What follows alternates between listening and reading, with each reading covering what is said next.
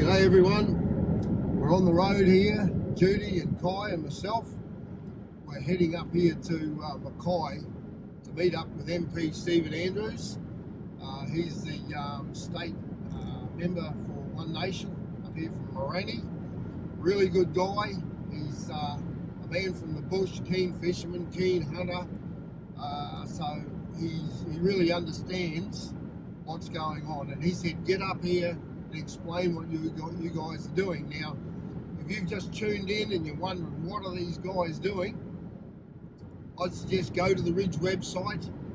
Kai's done an amazing amount of work on there to get it up to a far better standard, and we'll be doing more on it each night as we go along. We'll try and lift the quality of that website and the information that we're giving across to you.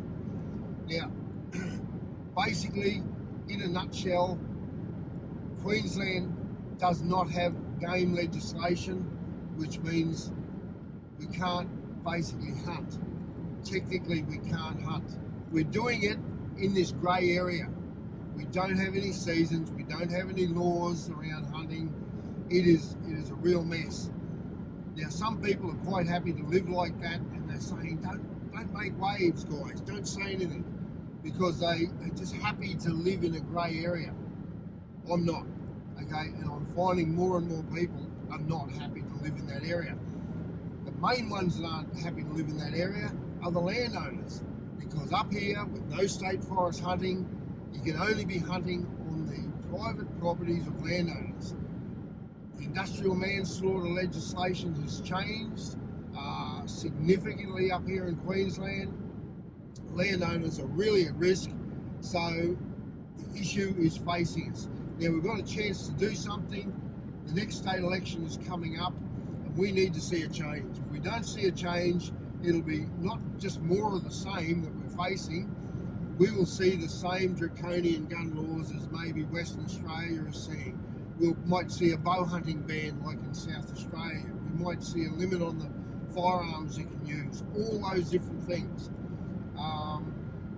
That's what's coming at us. We need change. So we're up here barracking for the deer. We're looking for the people that will support us. Right, we're out here in front of Hall Firearms in Rockhampton, and same thing, we get in there, great bunch of guys, great business, supporting the local, community, local hunters, and they got our message like that straight away, okay?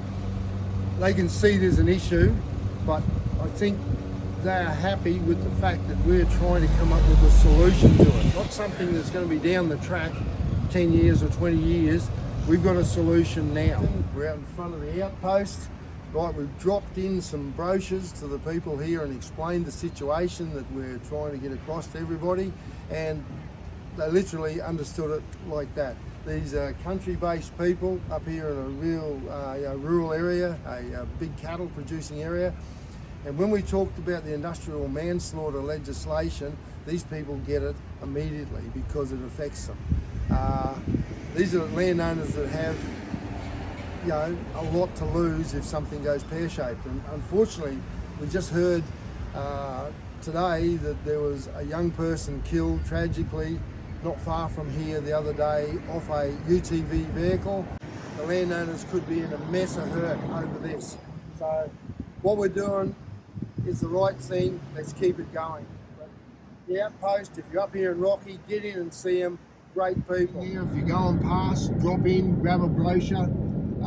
Like I said, look at our website online, and we'll be pushing not just for deer, but for all access onto landowners' properties. The deer are a real issue, mainly not the historic herds so much. It has been the new releases. Right, we've passed a new release at Rocky there, up in Mount Archer and all around there. There's rooster deer there. There's other places out here with fallow deer. We're going past a place here now, right on the highway, where there's chittle deer on both sides of the road.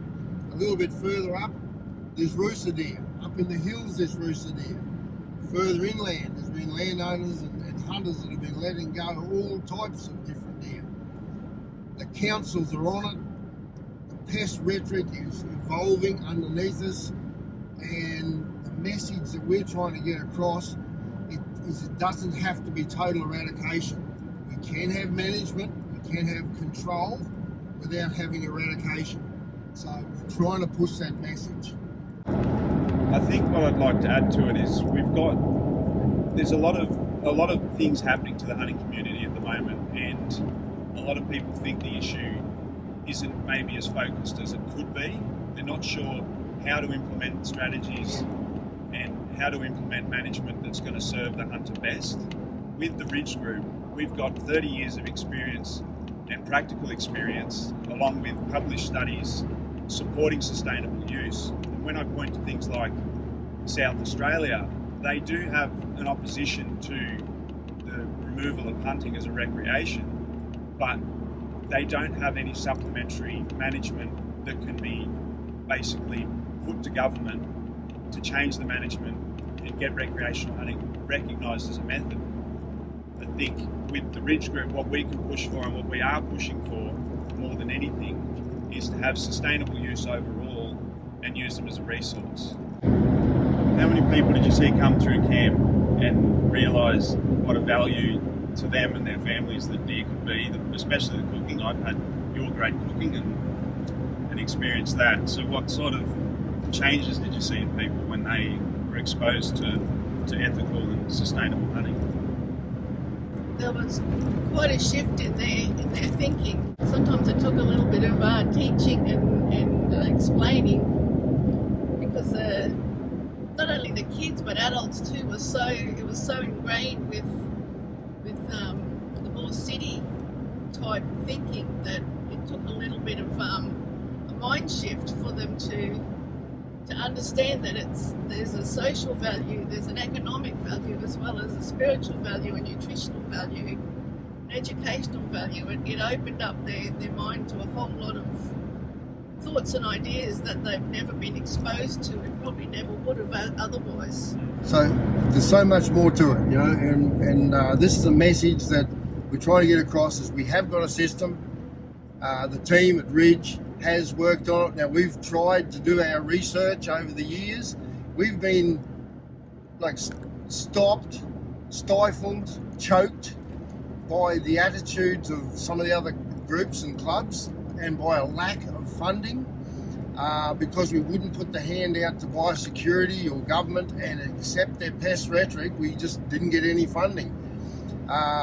So it has been a difficult road. And say, if you do go on the website there, you'll see that we're building in a lot of the research side of it now, where we're showing what we actually did do, what we have achieved, what we are achieving now, what's in the pipeline. So yeah, we encourage people to have a look at that. Now, some of it can be seen as maybe anecdotal, but it's the basis. And I heard a great clip there the other day from Dr. Tim Navard up here, talking about what he's intending to do with the ADA. Fantastic stuff, guys. That is really good, because this is exactly what we've highlighted for 30 years that needs to be done.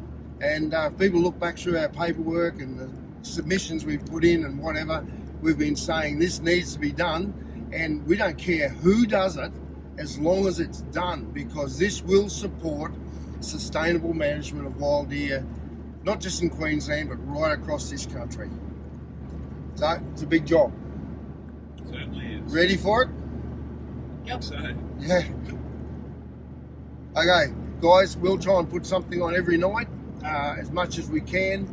And just bear with us as we put this together. It's a low budget production, because there's really very little behind the team, but we are getting it done. and if you want to support the group, sign up to a supporter membership. That's only $25 a year, and you'll get full access to our newsletter every 3 months.